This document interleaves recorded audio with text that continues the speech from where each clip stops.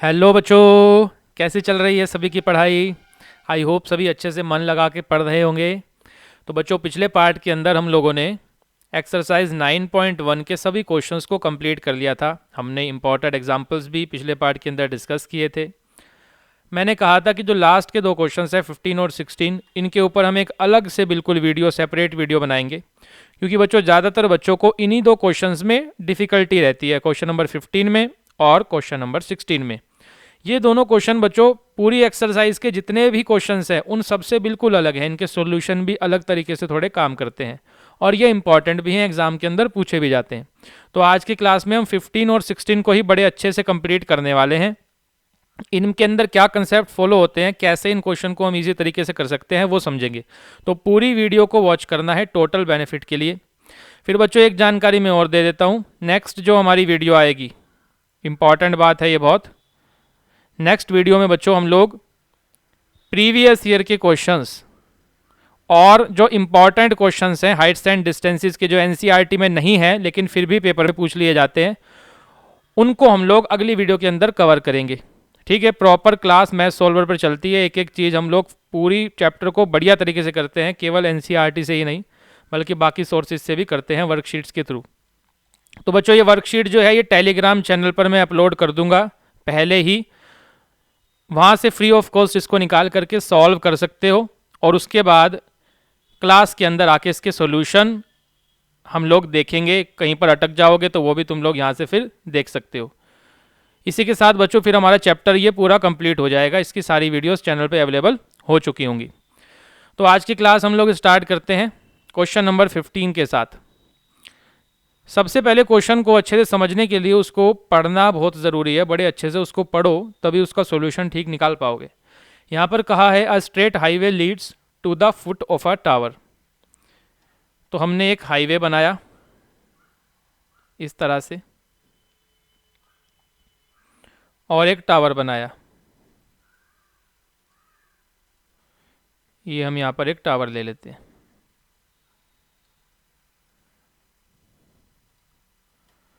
ये हो गया हमारा हाईवे और बच्चों ये हो जाएगा tower. A man standing at the top of the tower observes a car at an angle of depression of 30 degree. अब एक आदमी यहाँ टावर के टॉप पर खड़ा हुआ है, इस जगह पर मैन है, तो इस पॉइंट को हम लोग एम पॉइंट ले लेते हैं बच्चों। ठीक है, पॉइंट एम, यहाँ पर एक आदमी खड़ा हुआ है और वहाँ ऊपर से वो नीचे हाईवे पर चलती हुई एक कार को देख रहा है। मान लेते हैं कार इस पॉइंट पर है, पॉइंट सी पर, और वहाँ ऊपर से इसने इस कार को देखा। इस तरीके से ये लाइन ऑफ साइट हमारे पास यहाँ पर आ जाएगी। तो बच्चों एंगल ऑफ डिप्रेशन यहाँ पर फॉर्म हो रहा है, क्वेश्चन में लिखा गया है।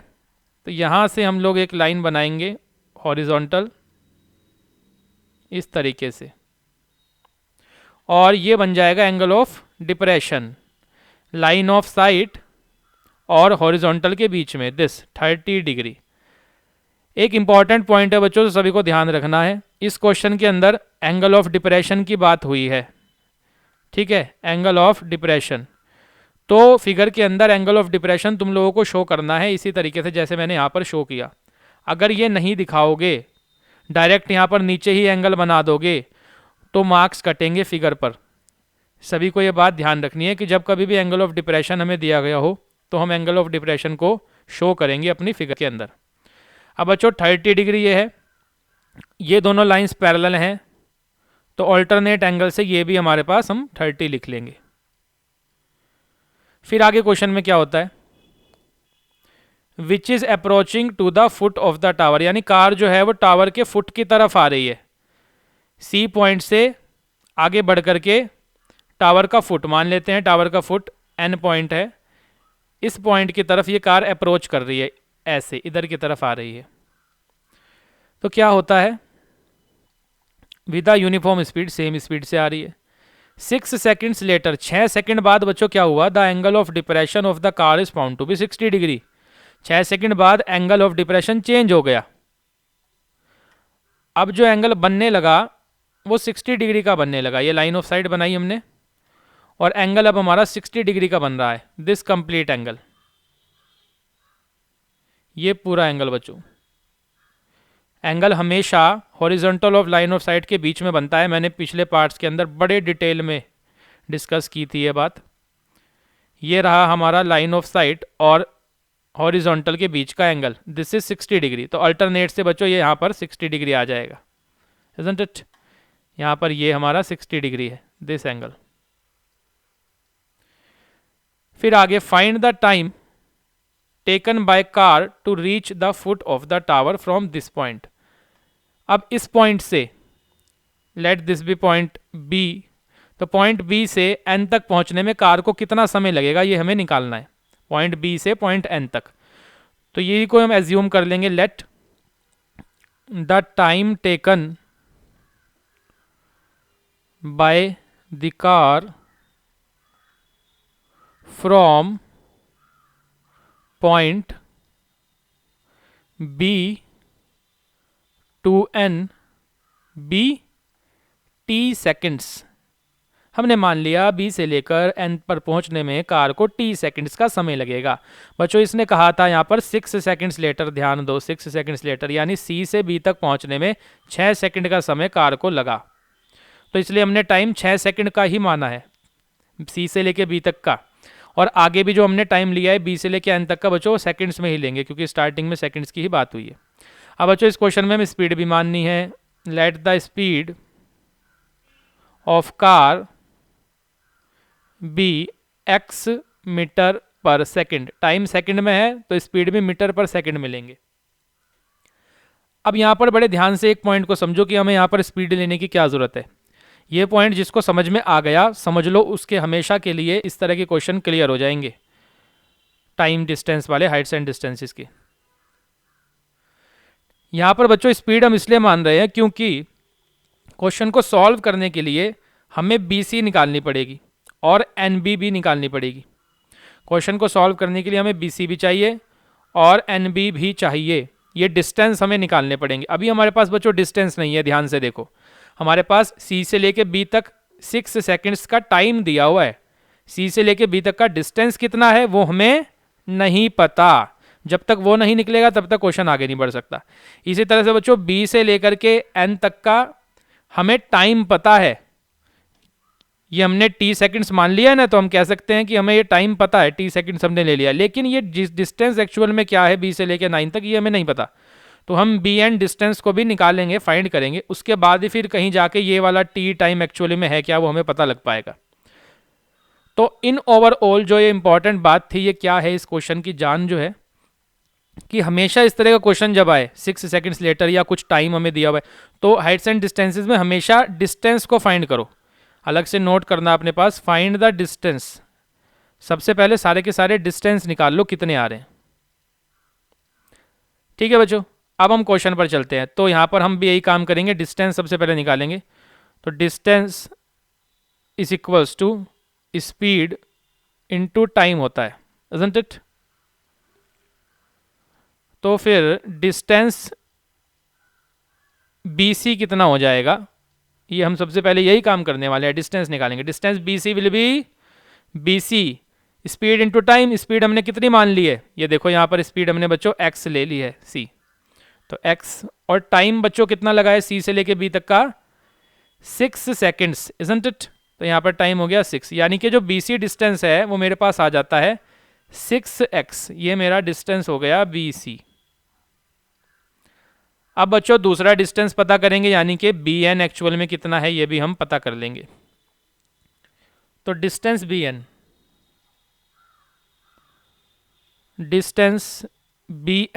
इज इक्वल्स टू, फिर से स्पीड इनटू टाइम, स्पीड बच्चों कार की x ही है, तो x इनटू टाइम कितना लगा B से लेके N तक का t सेकंड्स हमने माना है, isn't it? तो यहाँ पर आ जाएगा t, तो बच्चों ये बन जाता है tx। चेक करो ये आ गया हमारे पास डिस्टेंस BN। इतना काम हमने कर लिया, अब पूरा क्वेश्चन एकदम जबरदस्त तरीके से सॉल्व हो जाएगा। पेपर में बिल्कुल इसी तरह से लिखते रहना है जैसे मैंने यहाँ पर लिखा हुआ है। अब आगे चलते हैं बच्चों, अब सीधे हम अपने ट्राइंगल्स में ट्रिग्नोमेट्रिक रेशियोज का यूज करेंगे। तो in triangle MBN using tan theta. tan theta होता है परपेंडिकुलर अपॉन बेस, यस। सो tan थीटा यहाँ पर बच्चों 60 डिग्री है MBN ट्राइंगल में, परपेंडिकुलर एंगल के ठीक सामने MN हो जाएगा, इजंट इट? और बेस बच्चों हमारा BN रहेगा इसमें, isn't it? BN। So tan 60 की वैल्यू √3। MN बच्चों यहाँ से हम लोग नहीं पता, हमें MN को MN ही रहने देंगे। BN हमने निकाला हुआ है, देखो ये BN है TX, तो हम BN की जगह TX को सब्सटीट्यूट करेंगे। अब बच्चों यहाँ से हम MN की वैल्यू निकाल के अपने पास रख लेंगे। So MN is equals to √3 into TX। ये हमने अपने पास सेव कर लिया, लेट दिस बी इक्वेशन 1। अब दूसरे ट्राइंगल में चलना है, पेपर में एक के नीचे एक लिखते रहना है सब चीज़ों को। इन ट्राइंगल, दूसरा ट्राइंगल हमारे पास है MBC। इसको तो नहीं ले सकते, क्यों नहीं ले सकते? क्योंकि 90 डिग्री का ट्राइंगल होना ज़रूरी है ट्रिग्नोमेट्रिक रेशियोज़ को अप्लाई करने के लिए। तो बच्चों हम पूरा ट्राइंगल कैरी करेंगे MNC वाला। तो इन ट्राइंगल MNC में फिर से tan थीटा यूज़ करेंगे। tan theta is equals to perpendicular upon base, यानी कि tan थीटा यहाँ पर है बच्चों 30 डिग्री का, और परपेंडिकुलर 30 के ठीक सामने फिर से MN है, देखो चेक करो, MN अपॉन में बेस हमारा पूरा का पूरा CN हो जाएगा, इजंट इट? अब वैल्यू पुट करेंगे। tan 30 हमारे पास होता है 1/√3 इज इक्वल्स टू MN को तो MN ही रहने देंगे, और CN हमारे पास होता है, CN को चेक करो, CN तब आएगा जब BN में BC ऐड हो जाएगी बच्चों, इजंट इट? तो CN को हम BN प्लस BC लिख सकते हैं अपनी फिगर के अकॉर्डिंग, यानी कि 1/√3 is equals to MN upon BN हमने निकाला हुआ है, ये रहा BN TX है। हमें पता था हमें यहाँ डालना पड़ेगा, इसलिए उन डिस्टेंसेस को हम पहले ही निकाल चुके हैं बच्चों, वही इस क्वेश्चन के अंदर इंपॉर्टेंट चीज़ थी, उसको हमेशा ध्यान रखना है। फिर बच्चों देखो BC की भी ज़रूरत पड़ी हमें यहाँ, तो BC डिस्टेंस भी हमने इसीलिए ही पहले से निकाल रखा है 6 × x, यानी कि यहाँ पर 6x आ जाएगा।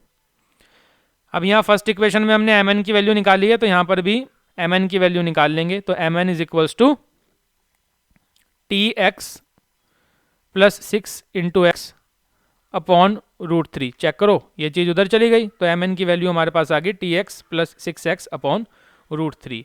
ये बच्चों हमारे पास हमारी सेकंड इक्वेशन बन गई। अब हम देख पा रहे हैं कि फर्स्ट इक्वेशन में भी ये MN की वैल्यू आ रही है, और सेकंड इक्वेशन में भी ये MN की वैल्यू आ रही है, यानी दोनों आपस में इक्वल हो जाएंगी, दोनों को हम इक्वेट कर लेंगे।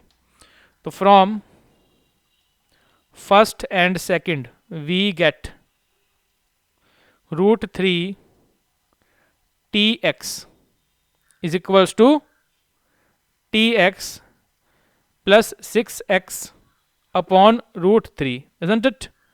इसको सॉल्व करेंगे, देखो √3 इधर जाएगा, मल्टीप्लाई हो जाएगा 3TX के साथ, तो √3 × √3 बनेगा बच्चों 3TX is equals to TX plus 6x। ठीक है, आगे 3TX minus TX is equals to 6 × x। ये TX इधर आ जाएगा ना इसके पास माइनस में, ऐसे बन गया। यानी कि बच्चों एक के नीचे एक चीज़ों को लिखते रहना है, यहाँ पर हम साइड में लिख रहे हैं थोड़ी जगह की वजह से। तो यहाँ पर ये हमारे पास बन जाता है 3TX में से TX जाएगा तो बचेगा 2TX, और सामने क्या है 6x। देखो बच्चों x से x कैंसिल आउट हो गया, तो 2t इज इक्वल्स टू 6 आ गया, यानी कि t कितना बन गया बच्चों 3 सेकेंड्स। t हमारा आ गया 3 सेकेंड्स। ये t हमने क्या माना था, ऊपर क्वेश्चन में चेक करो, हमने लिया था let the time taken by the car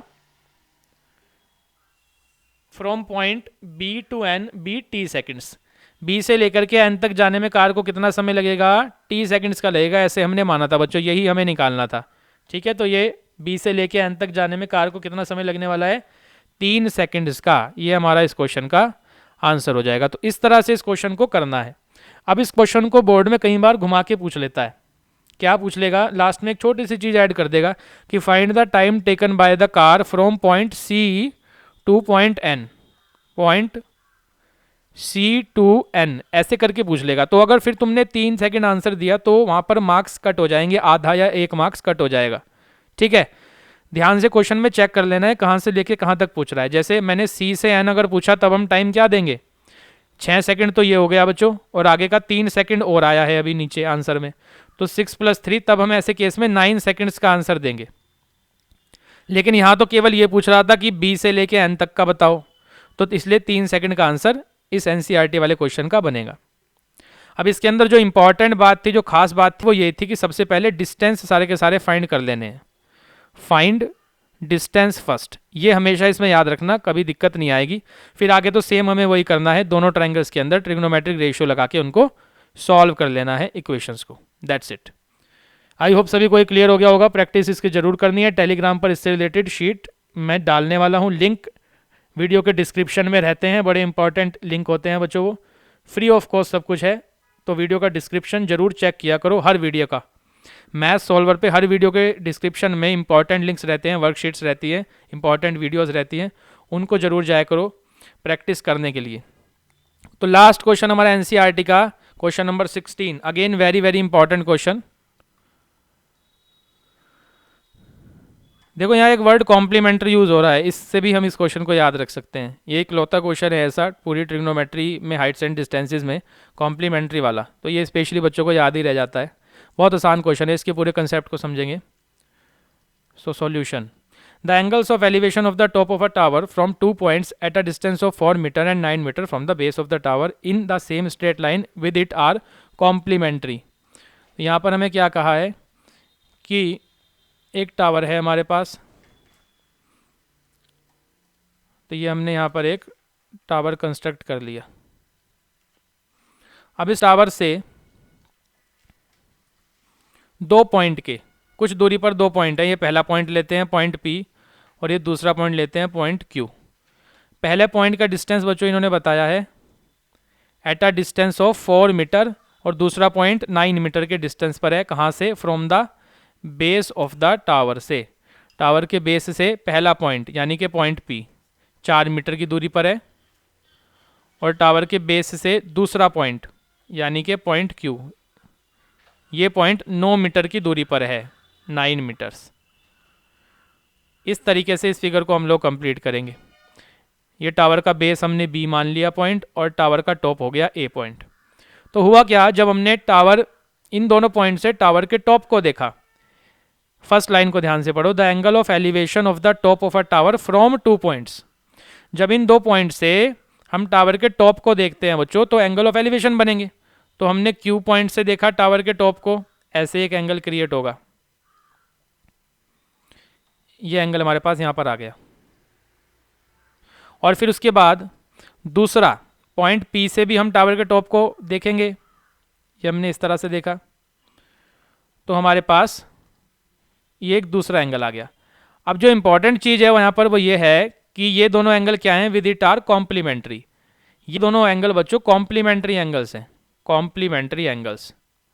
अब थोड़ा 9th क्लास के कंसेप्ट्स को अप्लाई करो। 9th क्लास में तुम लोगों को बताया गया था कॉम्प्लीमेंट्री एंगल्स क्या होते हैं, तो यहाँ पर हम उसी कंसेप्ट को यूज़ करने वाले हैं। सो वी नो, ये हमें लिखना है इस तरीके से पेपर में, we know that complementary angles sums 90 degree. जिन एंगल्स का सम 90 डिग्री होता है उनको कॉम्प्लीमेंट्री एंगल्स हम बोलते हैं, इजंट इट। तो पूरे कंसेप्ट पे फोकस करो जैसे मैं बता रहा हूँ, फिर उससे और क्वेश्चंस भी कवर कर पाओगे। रटना नहीं है, बल्कि कंसेप्ट को क्लियर करना है, समझना है कि क्या हो रहा है, कैसे हो रहा है। तो दोनों एंगल्स बच्चों कॉम्प्लीमेंट्री हैं। अब मान लेते हैं एंगल Q अल्फा है, फॉर एग्जाम्पल एंगल Q हमने अल्फा ले लिया, तो फिर ये वाला एंगल कितना होगा, angle P।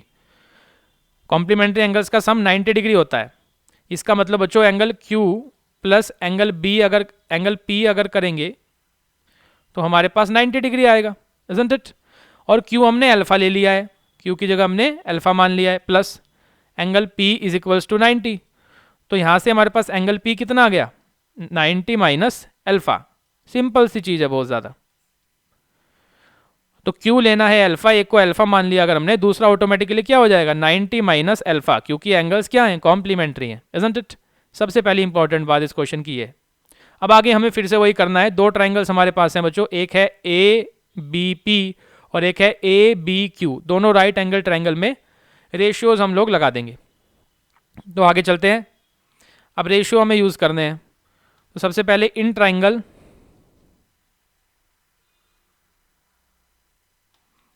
A B Q, A B Q में आएंगे, ए बी क्यू में tan थीटा, tan थीटा होता है परपेंडिकुलर अपॉन बेस,